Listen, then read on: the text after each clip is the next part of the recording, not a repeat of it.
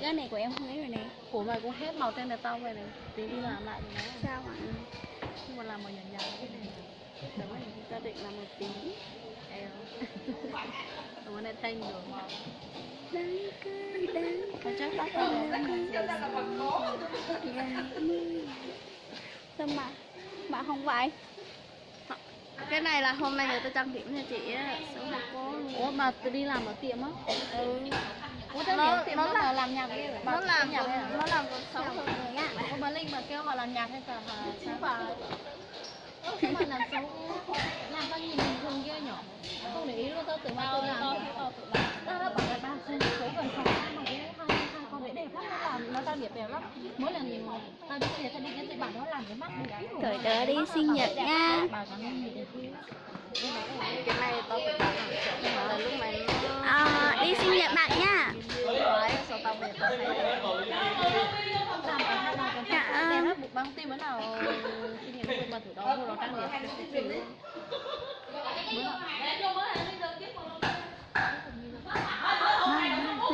Em gọi cho chị Huy xem hỏi qua không, nếu không qua thì vô. Em hỏi nha, được không? Mai mày có mang keo dán mi không? sẽ đã. Anh cười gọi em đi để em hỏi cho. Ở đâu vậy? Chị nhập vào học hà luôn. Nhớ thở. Cả lần này đi. Đi vô đi. Đi, mày mang tăm ấy. Cô cho cô lại đây. Tao xài tăm rồi. Giờ lấy tăm đâu. Là không kéo đồng em à? Nhưng mà không có tăm à? Cái này đâu cần tăm đâu.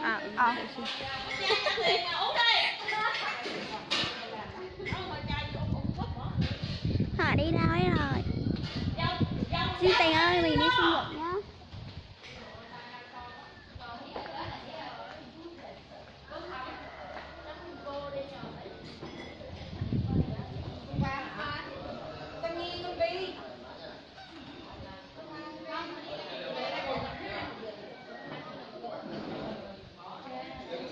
Ôi chào lần nào không nhiều. Gỡ nhiều nhá. Em dân tộc gì vậy? Em là dân tộc Mông ạ. Ủa dân Mông đâu?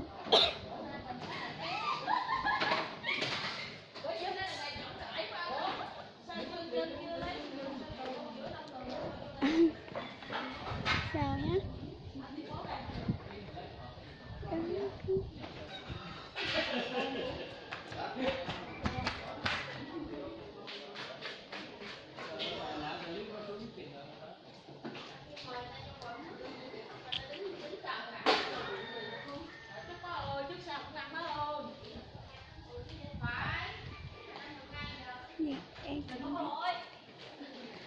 Xin Tình ơi, không cần trang điện đâu, xung môi là được rồi.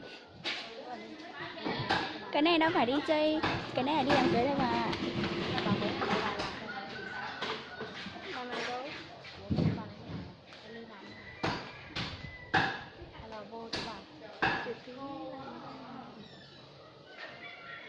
Không thấy bắt máy. Chị Lan, chị Lan, gọi không bắt máy. Tất nhiên là Mông rồi, nhìn quen quá. Bạn ở đâu vậy? Mình ở Gia Lai nhá, Gia Lai đây ạ. Vậy họ không bắt máy đâu. Ê, cho em hỏi. Ủa thế như mình không qua hả? Như mình đang đi cái quên thì bà lại bà đi đi con uống mấy lòng bia nó tinh nó bao giờ. Đúng rồi, không qua nữa là tao không đang lên đợi những người hết người rồi cô ơi. Hả? Mấy người kia chắc không qua rồi. Con Nhi con Vy cũng không qua hả? Gọi đâu có nghe máy đâu. Thôi để cô gọi cho. Để cô gọi cho chứ làm ở đây rồi không qua sao được. Vy nó qua chứ rồi á. Con Vy nó qua chứ nhở? Để đợi tí đi con. tao làm cái lắm rồi nhiều. Tao đâu có quen rồi. Mấy vài người lớn. Mấy thằng thân với là mấy người lớn không? Mấy cái người chủ tao làm xong rồi ngại mừng con này sinh nhật tụi cô ăn cũng nó đây rồi xong qua nhanh lên. Em ở đâu vậy? Do lòng vì đau lòng vì em hay là do lòng Em ở Gia Lai nha bạn ơi. Luca là gì đây? Luca chờ tỉa.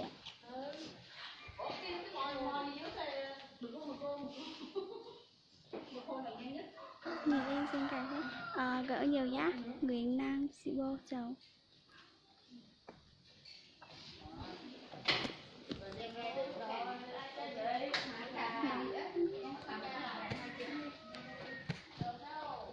Chào nhá.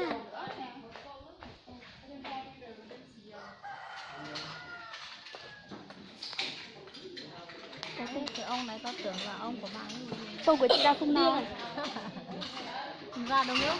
Cô Thắm ơi, lấy thêm thùng bia qua cho cô. Dạ. Cô lấy cho em. Dạ.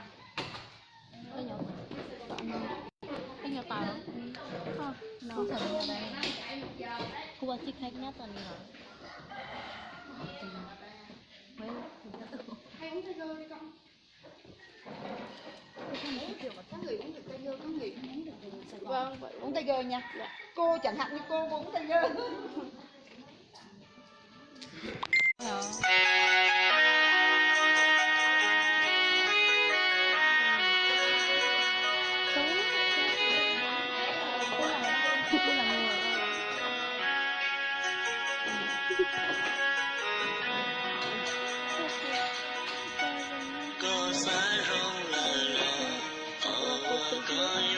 Thế thì Vọng ơi.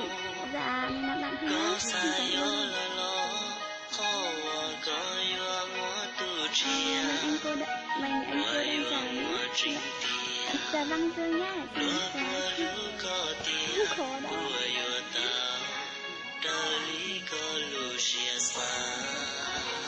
Máy đầu tiên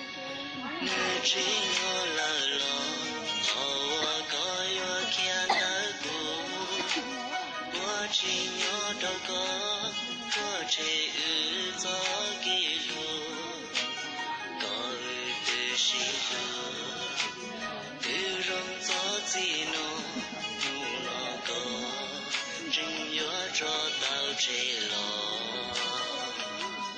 u thọ có một xa có rong qua đi thao nó thao như trình gió em đi sinh nhật bạn em nhá. Là em sinh nhật bạn mặc áo đỏ anh. Rồi, mình đi sinh nhật nhá. Thì mình có đi đón đi. Chị có đi đón ngồi chỗ ở đây ngồi ra nặng vào.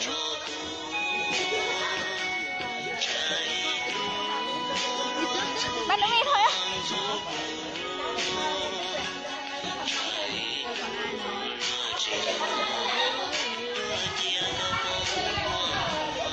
Họ không muốn đâu.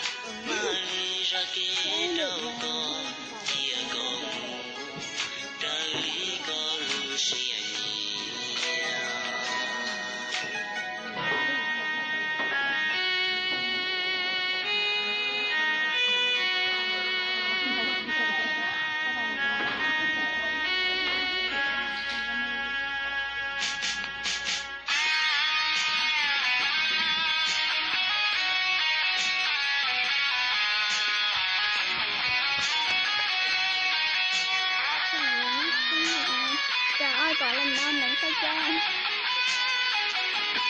Em có lần nào nhá, là nắng.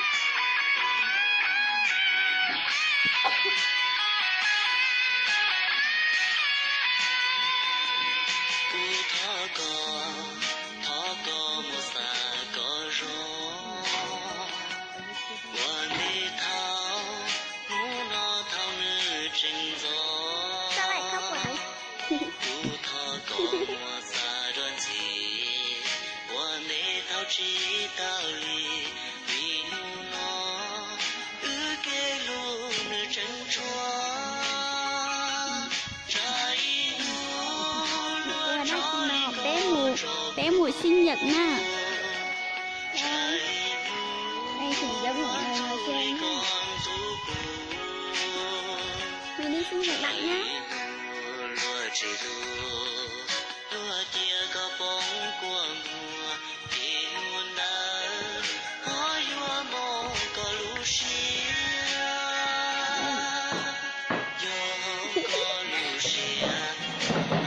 Cái này là đi chụp cái sinh nhật nha.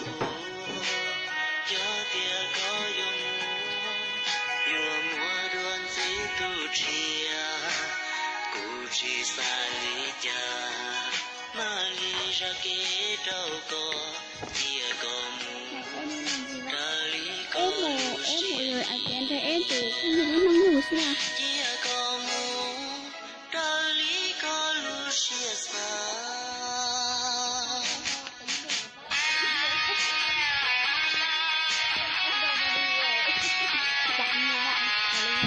Bạn như vậy luôn á.